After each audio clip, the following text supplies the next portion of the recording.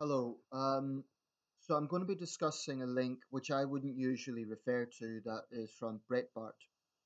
I say that because obviously Breitbart's a pretty solid right source and I'm in the center.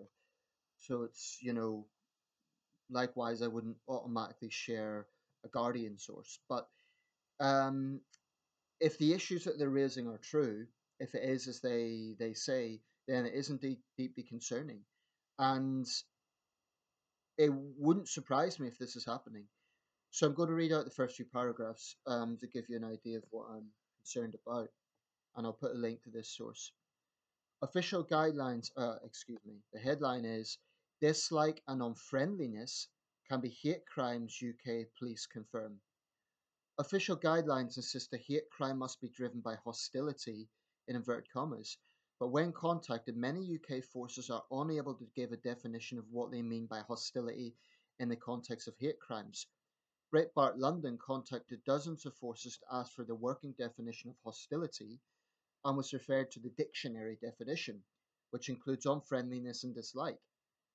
Others referred Breitbart London to national bodies including the College of Policing and the Crown Prosecution Service, which both admit there is an absence of a precise legal definition of hostility, with the latter also referring individual forces onto dictionary definitions for the purpose of investigating hate crimes.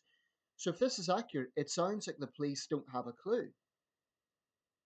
And this is very concerning because when we're talking about implementation of law, it seems to me that this is ripe for abuse.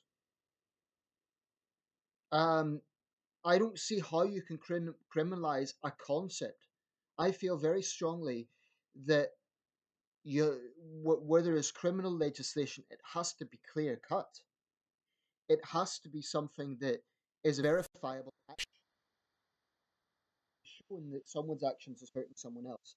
Now, if you get a hate preacher standing up in a corner and ranting about a particular group, a particular demographic group, then that is obviously something that the authorities need to look at because they are specifically advocating not just hatred but potentially violence against said group. And I've always said that with freedom of expression comes responsibility. Okay, freedom of expression's never been so absolute that there isn't personal responsibility. It's never been that way. But it is concerning if we're now starting to criminalise concepts. A while back, Nottinghamshire police made misogyny a criminal offence. Now, the actual definition of misogyny is hatred of women and girls, right? But how do you criminalise that? How do you actually criminalize hatred of women or girls? It's not a nice thing, but I don't see how you can verifiably criminalize that. If you have some guy going around saying how much he hates women, he's an asshole and he should be challenged. But unless he's actually stirring up violence against women, I'm not sure how you can police something like that. And it seems to me that that was rife for abuse. I mean, think of it this way: you could have husbands and wives having arguments, boyfriends and girlfriends, and potentially you could have women who are pissed off and they want to get their own back at their partner, so they go and say, "Oh, well, my husband or my boyfriend's guilty of misogyny." Um, it's one of these words, in my opinion, that gets thrown around. I mean, if you criticize feminism, you're a misogynist. Apparently, if you dislike certain aspects of feminism, that means you hate women. It's absurd.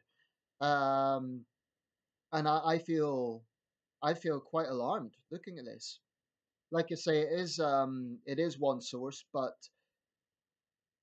the authorities have admitted that they don't have a clear definition on this. So it's very concerning. And when I get a chance, I'm going to write to the Home Office or the Justice Ministry to raise my concerns on this.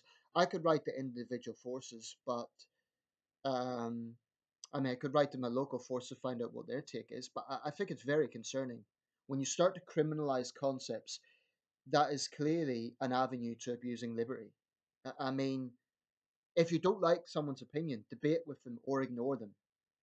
But this idea that we could potentially be arrested for, I mean, I've made videos talking about how awful the situation in Thailand is with Des Majesty. And I've always said we don't have that situation here, and we don't.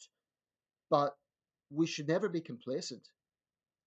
We should never be complacent that there are not attempts. And what I find interesting about this is a conservative government. This is something that New Labour was always accused of, this sort of behaviour of like behaving like a nanny state and trying to basically being too controlling. But what we're seeing here is this is from a conservative government. Um, so it's very concerning. And I just don't see how you can criminalize the concept. If someone is clearly voicing hatred of a particular group, of course they should be challenged.